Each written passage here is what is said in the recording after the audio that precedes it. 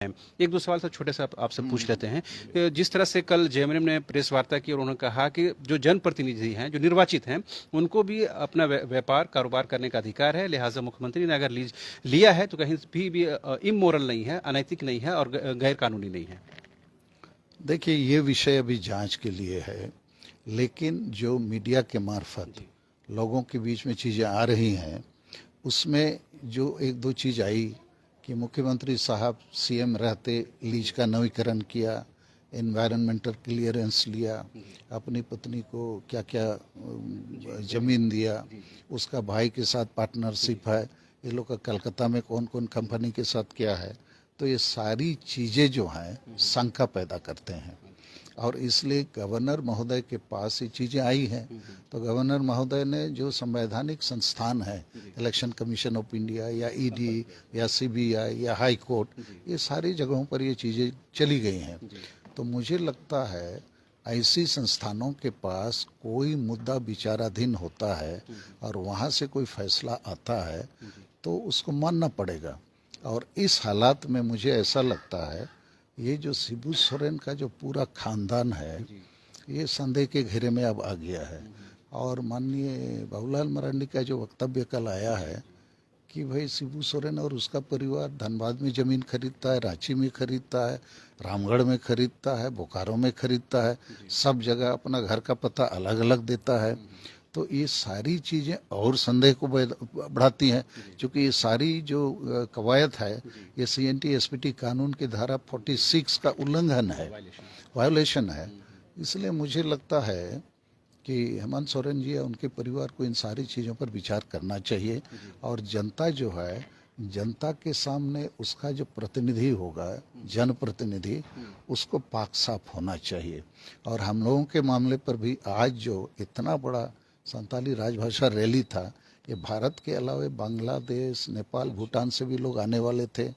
मैंने कम से कम 50,000 लोग तो निश्चित आते। इतनी दुविधा का हम लोग को सामना करना पड़ा है। कल हम लोग को बताया जाता है कि आपको ये अनुमति नहीं दी जाएगी, जबकि 20 अप्रैल को डीसी महोदय के साथ हमारे 7 प्रतिनिधि मिले। वो चाहते तो उसी दिन कह सकते थे कि ये कोविड के कारण से ये संभावना नहीं है ये मीटिंग आदि का, ये आखिरी मोमेंट पर ये किया गया।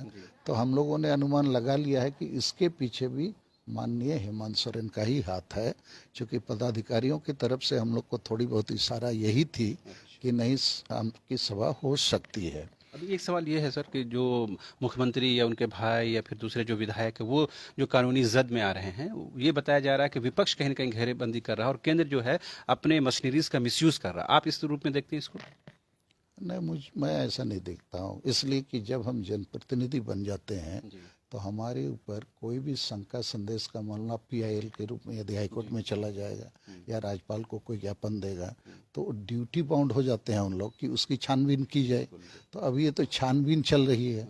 यदि जेएमएम या सरकारी पक्ष के लोगों को ऐसा संदेह हो रहा है तो वो भी बीजेपी के नेताओं के ऊपर में ऐसा कोई आरोप लगा सकते हैं हाईकोर्ट में या कहीं और भी। तो इसलिए जो सत्ता में काबिज होते हैं उनके ऊपर जनता को संदेह होता है और संदेह का आधार प्राइमा फेसी कोई तथ्यागत आंकड़ा के साथ, कागज के साथ, डाटा के साथ आता है, तब आप कैसे उसको नकार दीजिएगा? क्योंकि आप ये नियर फ्यूचर में झारखंड में आप क्या पॉलिटिकल इंस्टेबिलिटी देखते हैं सर? मुझे तो बिल्कुल इंस्टेबिलिटी दिखाई दे रही है और जेएमएम पार्टी लगता है कुर्सी बचाने के कवायद पे लग गई है और वो जवाब नहीं दे रही है। जिन चीज़ों का चर्चा पब्लिक डोमेन में हो रहा है उसकी सफाई वो ठीक से नहीं दे पा रही है। उल्टा वो अपना लीज वापस ले लिया कहते हैं, उसकी पत्नी ने वो जमीन वापस दे दिया। इसका मतलब क्या है कि आपने गलती की थी, गलती को स्वीकार कर रहे हैं। इन सारी तथ्यों से प्रमाणित होता है कि दाल में काला है।